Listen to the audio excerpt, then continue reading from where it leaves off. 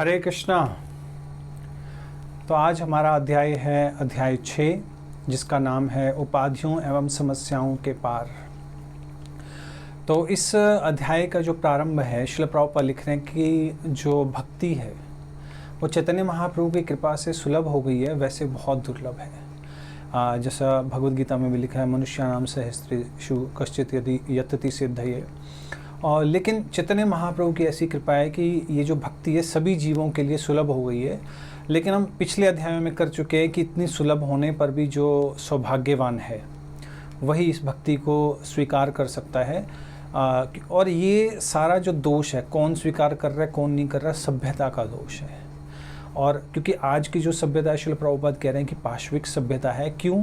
क्योंकि सिर्फ हम लोग खाने और पीने की या रहने सोने की तलाश में इधर उधर भटक रहे हैं। जैसे एक चिड़िया खाना खाने के लिए या खाना ढूंढने के लिए एक पेड़ से दूसरे पेड़ पर जाती है, वैसे ही हम लोग सबवेज में, एरोप्लेन्स में, ट्रेन्स में कभी इधर तो कभी उधर भटक रहे हैं हम लोग।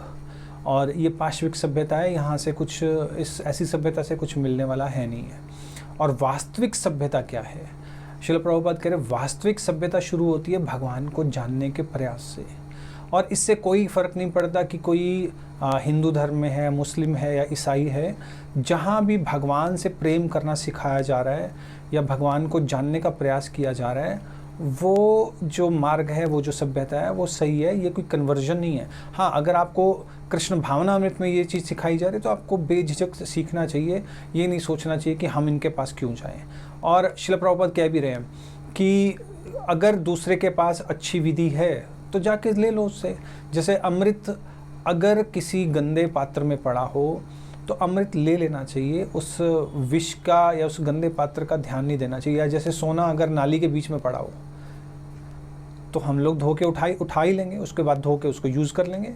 या श्रील प्रभुपाद कह रहे जैसे यहाँ अमेरिका में जर्मन से हैं कई अध्यापक, कुछ इंग्लैंड से, कुछ कहीं से, लेकिन उच्च शिक्षा लेने के लिए हम लोग इन शिक्षकों से शिक्षा ले रहे हैं। उसी प्रकार कृष्ण भावनामृत या भगवत ज्ञान जो है वो एक शिक्षा है, उसको जहाँ से हमें सही से मिल रहा है उसे ले लेना चाहिए। और ये जो ज्ञान है, शुद्ध भक्ति का ज्ञान, ये जहाँ से मिले हमें ले लेना चाहिए। केवलया भक्तया, कि केवल जो भक्ति है, हम लोग जैसे कृष्ण भावनामृत में भक्ति कर रहे हैं, सुबह से शाम तक सेवा कर रहे हैं, तो ये सावय पुंसा परो धर्मा यतोर भक्ति अधोक्षजे, कि परा और अपरा दो प्रकार के जो है धर्म है। फिर श्रील प्रभुपाद इसके बाद बता रहे हैं कि परा हो गया जो इस संसार से परे है, अपरा जो इस संसार का है। तो श्रील प्रभुपाद कह रहे हैं कि हमें इस संसार के निकृष्ट चीज़ों को नहीं मांगना चाहिए भगवान से, लेकिन भगवान को जानने का प्रयास करना चाहिए और भगवान से प्रेम करना चाहिए। सावय पुंसा परो धर्म, और जो धर्म भगवान से प्रेम करना सिखा रहा है उसे स्वीकार कर लेना चाहिए। और जो समस्याएं, अगर कोई कहे कि भाई इतनी सारी समस्याएं हैं, तो श्रील प्रभुपाद कह रहे हैं कि ओम पूर्णम अधा पूर्णम इदम पूर्णम, कि ये संसार अपने आप में पूर्ण है, भगवान ने सब कुछ दिया है। ये जो इस संसार की भुखमरी है या और समस्याएं हैं, युद्ध है, ये हमारी अपनी बनाई हुई हैं, भगवान की नहीं बनाई हुई। भगवान की सृष्टि तो पूर्ण है, और क्योंकि ये समस्याएं हमने खुद पैदा की हैं, तो इसका जो नतीजा है, परिणाम है, वो भी हमें खुद भुगतना पड़ेगा। और फिर श्रील प्रभुपाद यहाँ पर दो संस्कृतियों का वर्णन कर रहे हैं, एक भारत की संस्कृति और एक जर्मन की संस्कृति, कि जो भारत का कल्चर है वो कितना श्रेष्ठ है। तो श्रील प्रभुपाद इसमें उदाहरण दे रहे हैं कि जैसे 1942 में भूखमरी फैल गई थी, लोगों ने बहुत ज़्यादा अनाज जो था इकट्ठा कर दिया, संग्रह कर लिया था, कई लोग भूख से मर रहे थे, लेकिन उन्होंने विद्रोह नहीं किया। उन्होंने भगवान का निर्णय समझकर इसे स्वीकार कर लिया कि चलो हमारे ही पाप होंगे। लेकिन दूसरी तरफ जर्मन में जब वर्ल्ड वार हो रहा था, तो जर्मन की औरतें गिरजाघर में गईं, चर्च में गईं और भगवान से प्रार्थना की कि हमारे पति, हमारे भाई, हमारे पिता लौट आएँ। लेकिन जब वो नहीं लौटे तो वो नास्तिक बन गई। तो श्रील प्रभुपाद कह रहे हैं कि भाई तुमने पाप किया है, तुम्हारे पाप कर्म है, तुमने युद्ध थोपा है, तो तुम्हें ही इसकी जिम्मेवारी लेनी पड़ेगी। तो ये संस्कृति का भी अभाव है। और वासुदेव भगवती भक्ति योग प्रयोजिता, कि जो वासुदेव की भक्ति करता है उसमें वैराग्य और ज्ञान, ये दोनों चीज़ें आ जाती हैं। जिसके पास ये दोनों चीज़ें होंगी, संसार, अगर पूरे संसार में वैराग्य और भक्ति आ जाए और ज्ञान आ जाए, तो पूरा संसार ही वैकुंठ बन जाएगा। प्रभुपाद कह रहे हैं कि ये आध्यात्मिक जगत बन जाएगा। बहुनाम जन्मनाम अंते ज्ञानवान माम प्रपद्यन्ते, भगवद गीता से श्रील प्रभुपाद कोट कर रहे हैं कि बहुत जन्मों के बाद कोई ज्ञानवान है जो मुझे जानता है और मेरे पास आता है, लेकिन जो भगवान की इस प्रकार से भक्ति करता है तो उसमें वैराग्य और ज्ञान आशु वैराग्यम तुरंत आ जाता है। और फिर श्रील प्रभुपाद कह रहे हैं कि ऐसा महात्मा है कौन जो संसार का उद्धार कर सकता है, संसार को भक्ति दे सकता है।